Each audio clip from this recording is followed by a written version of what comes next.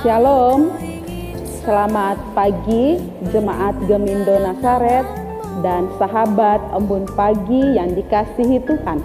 Kita berjumpa lagi di pagi ini dengan penuh syukur dan sukacita karena kita semua tetap sehat. Saudara-saudara yang dikasihi Tuhan, surat beracun, seperti apakah itu? Ibu Indri Malalantang Nelwan akan memandu kita dalam renungan di pagi ini.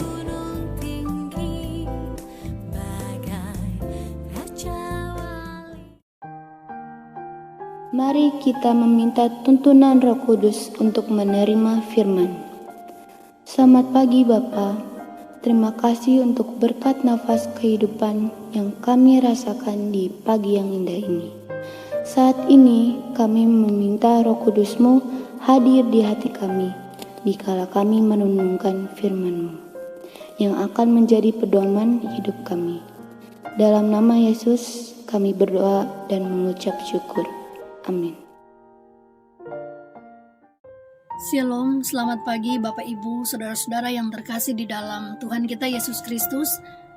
Pembacaan Alkitab kita pada pagi yang indah ini kita ambil dari Perjanjian Lama di dalam Keluaran 23 ayat 1. Demikian bunyi firman Tuhan. Janganlah engkau menyebarkan kabar bohong, janganlah engkau membantu orang yang bersalah dengan menjadi saksi yang tidak benar. Sampai di sana pembacaan Alkitab. Tema renungan kita pada pagi hari ini adalah tentang surat beracun. Saudara-saudara yang terkasih di dalam Tuhan kita Yesus Kristus, sejak tahun 1928, ratusan surat beracun dikirimkan kepada warga Teluk Robin Hood, desa yang berpenduduk sekitar 800 orang di pantai timur Inggris. Masing-masing penerima surat beracun ini merasa hanya dirinya yang diserang, sehingga tidak ada yang menceritakannya. Saudara-saudara yang terkasih di dalam Tuhan kita Yesus Kristus, baru pada sekitar 20 tahun kemudian, yaitu tahun 1948, diketahui bahwa ternyata hampir semua penduduk di desa itu pernah menerima surat beracun ini.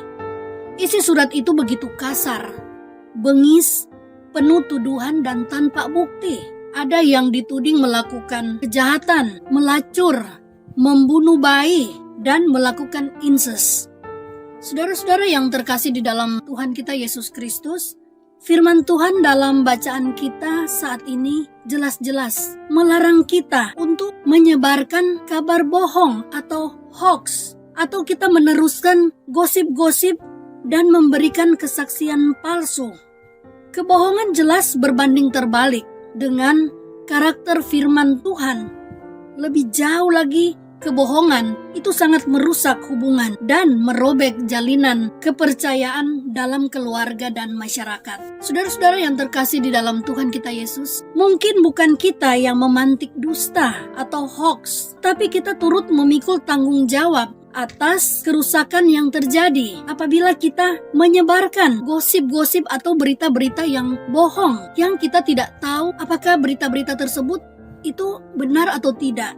Sebaiknya kita padamkan kabar-kabar yang bohong tersebut atau gosip-gosip murahan dengan kita menolak untuk menerima atau mendengarkannya dan meneruskannya kepada teman atau orang-orang terdekat kita.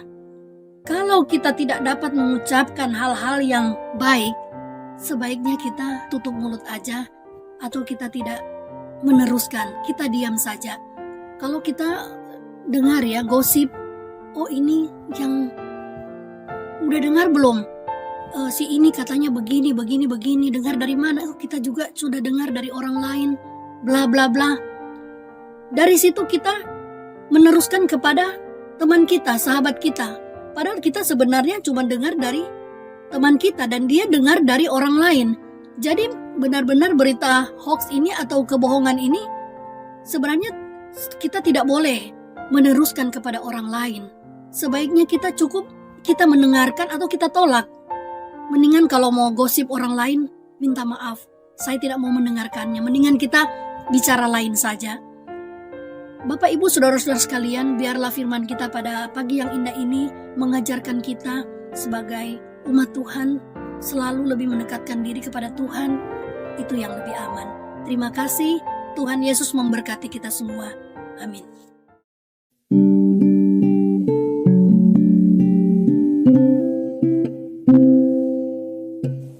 Tuhan, ini aku,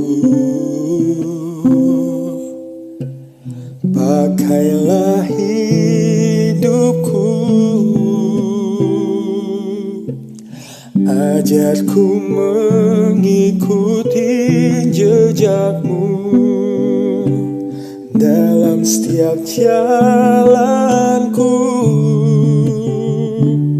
Jadikanku saksimu, garam dan terangmu, melalui tutur kata dan perbuatanku.